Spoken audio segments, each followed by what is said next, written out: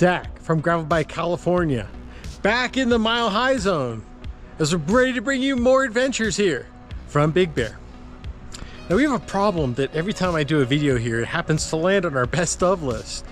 We wanted to see more, and Robin from the Tour to Big Bear helped put together this whole ride. We're going to see a whole bunch of new sections of single track I've never covered before. So, do people love riding up here? It's above the clouds. Let's roll.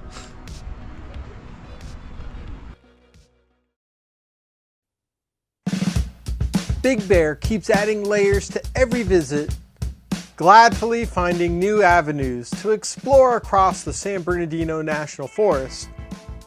But even better, with Robin planning out the weekend with his applied knowledge, just like in Tour to Big Bear's Dirty Bear.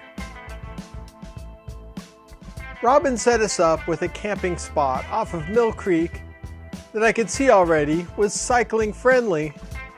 So with Anna, Vic, and Robin, we did a shakeout ride on Saturday with competent hand waver Matt, but first heading over to the nearby natural spring where this cold and clean water is what local residents get as well.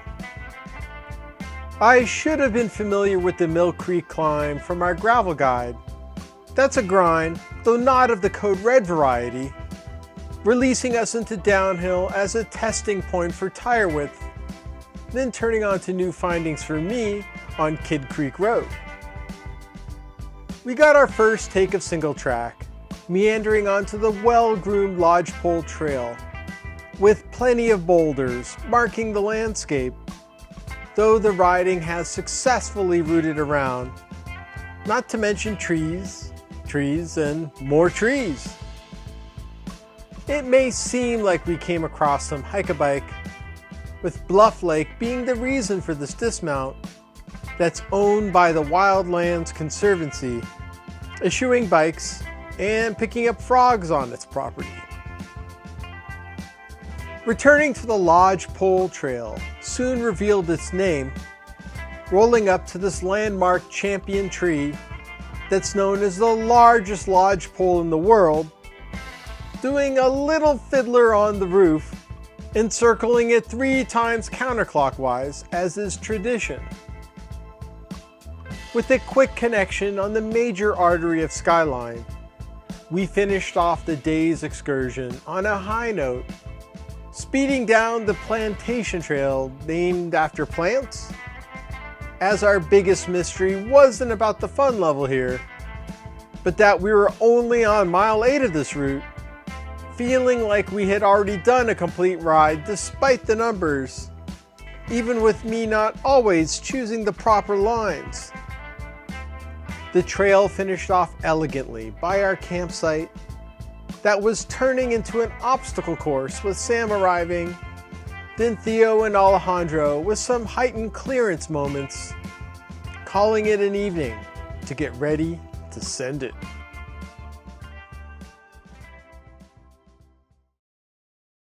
I'm not exactly a sleeping beauty when it comes to camping, so I decided to do a little route recon that morning, covering the western portion of our course, getting an idea early that we were in for something special. Our route covered 38 miles, with the elevation numbers deceiving at this elevation, with the big highlights being the swooping Hanna Trail, the plains of Holcomb Vally, and the single track off of Skyline was the icing on the cake. We were looking to make history today, meeting out of Copper Q for coffee for a 10 a.m. start, with a strong contingent from our friends from Gravel Pack Riverside, and Matt with new colors to exploit. With a smooth rollout from the heart of the village, facing a few slight pitches on Highway 18, we were continuously laced with stopping opportunities, including the highly popular beachfront at Boulder Bay. It feels good as a cyclist to control the road, getting some vertical payback from the rollers, coming up to the western end of Big Bear Lake, where the dam is a proper place for a photo op, with the first construction being in 1884. The ride on Highway 38 was way more plainer and pleasantly more situated by the lake, as the first 7 miles ticked off quicker than we had thought, reassembling at the trailhead, kicking off a lot of off-roading. Gray's Peak Trail definitely shifted our physical state, with steep pitches emptying out your gears quickly and feeling the elevation pushing your heart rate. This 3/4 mile of single track was unique for the day, as the only part where dismounting came into play a few times, but pretty maneuverable for the most part. The ride got kinder, merging onto Gray's Peak Road, expanding to double track or fire road width, including some nice downhill pockets along the way. I was glad to experience the final pitch a second time today, as a storybook setting like Disneyland's Thunder Mountain, with the clouds timely as temps were just starting to rise. We had an important regroup for the next 2¼ miles of single track, as the Hanna Flats Trail provided amusement park quality fun without paying admission.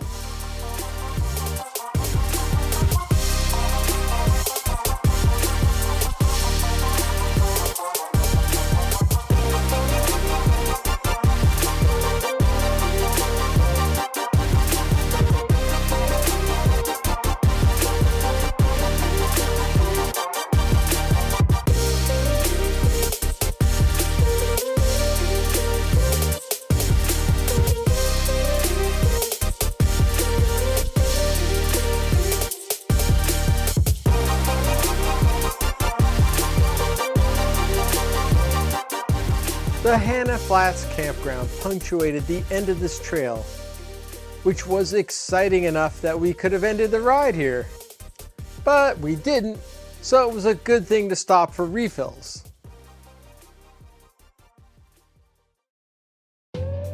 We had some intermittent pavement on the way out, heading back east on Coxey Road, starting a trend of double width for 2-lane traffic, turning up for our biggest ascent on the north part of the route.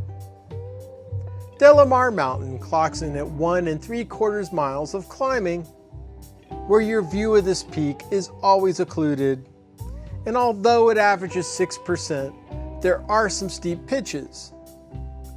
No complaints from me though, being familiar with this road, as it would be the first time Vic and I approached it from this direction, that ended up feeling a bit more tenuous on the other side than we had thought.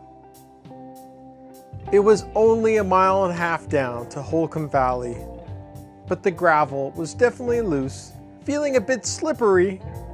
Thankful I was riding on 45s to counter. This was a different type of fun than the single track, but entering Holcomb Valley was the cherry on top, as one of my favorite views of the day.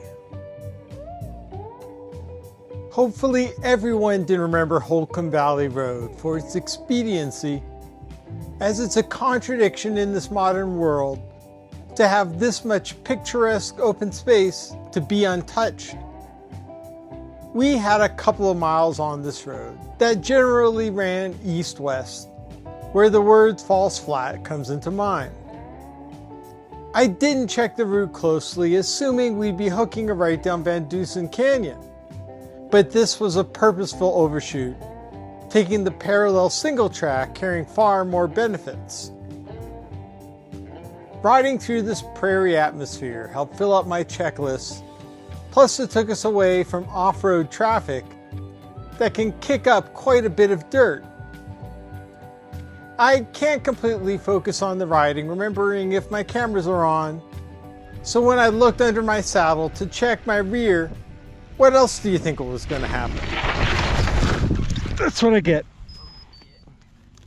And yes, there's another angle, because of course it was on. That's what I get. Tony was far more successful in selfie mode as a single track merged with the main road, once again going old route, new direction. There's a lot of space to roam to find a better line, something that helps spread out a group like ours, but you always have to keep your head on the swivel for oncoming traffic. Going downhill, there's a lot of sky above, though riding across the land, kicking up sand, GBC's posse's on my tail in demand, with the dirt making way 2.5 miles down.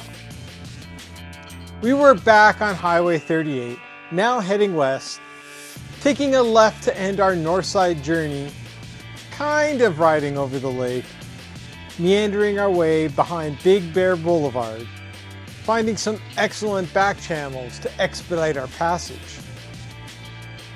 The perspective cut into the trees made this climb longer than it looked, ending at Snow Summit for a quick water refill, then exiting along the edge of it, taking the town trail for a little over a mile, where at the split, the majority of the group called it early, making their way down.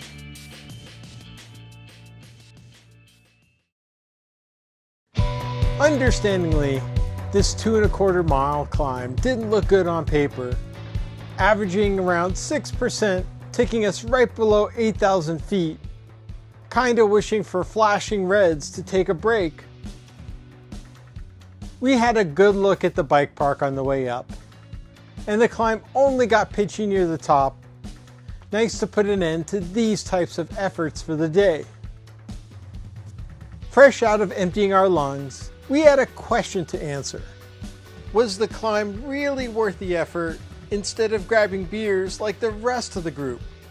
Simply, I'll let the action speak for itself.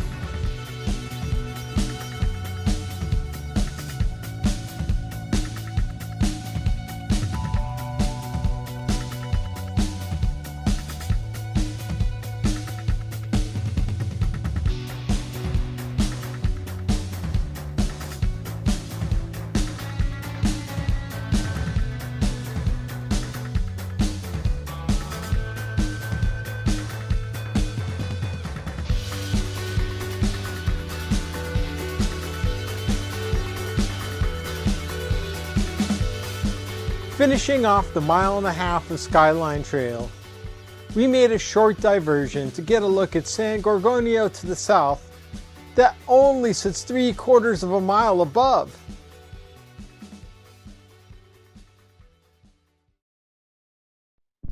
We had more single track ahead, but first needed to connect to the spine that's Skyline Road, then hopping on to Knickerbocker Road that loops back to where we started our last climb, though we veered off, having a more fun option ahead. The cabin trail would take us home, with the closest you'll feel to skiing up here in the summer, setting us off with 2.5 miles of single track, as if we weren't already satisfied enough.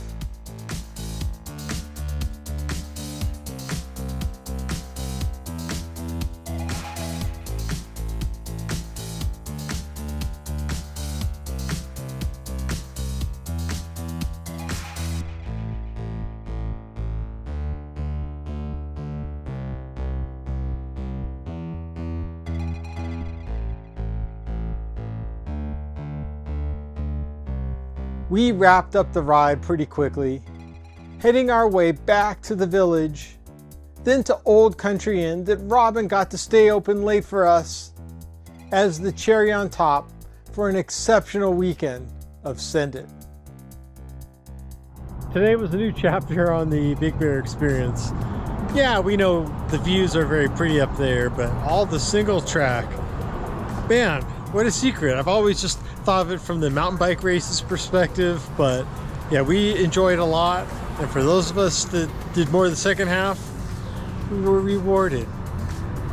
Anyways, if you want to support us, go ahead and hit the subscribe button, go to our shop, or support us on Patreon so we can bring you more from the state of dirt.